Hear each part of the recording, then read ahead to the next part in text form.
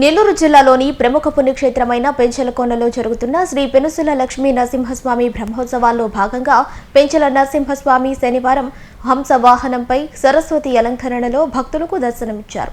కోనలోని అలంకార మండపంలో ఉదయం హంస వాహనాన్ని వివిధ రకాల పుష్పాలతో అలంకరించి అందులో స్వామివారి ఉత్సవ విగ్రహాన్ని ఉంచి అలంకరించి మేళతాళాలు, వేద మంత్రాలు, వేద పారాయణం, అర్చకులు చదువుతుండగా శ్రీవారు హంస వాహనంలో కోన మాడ వీధుల్లో విహరిస్తూ పారువేట మండపం వరకు క్షేత్రోత్సవం నిర్వహించారు.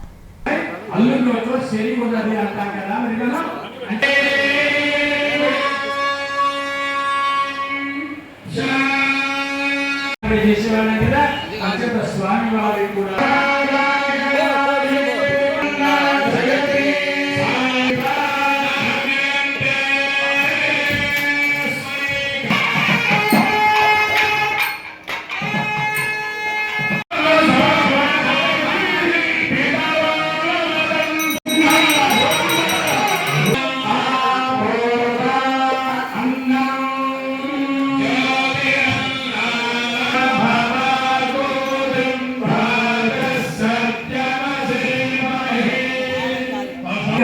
ఎవరి కోసం చేశారు? అల్లుడి కోసం చేసింది. అందరూ 4 సార్లు అనుకున్నారు. ఉన్నవాడిని ఆవు పాలతో చేశాం. ఎవరో అడిగారు, ఏమండి చేసే లాభం ఏమిటి, ఎందుకు చేయాలి, రకరకాల ప్రశ్నలు చేసే మహానుభావులు ఉన్నారు కదా. మాకు వేదన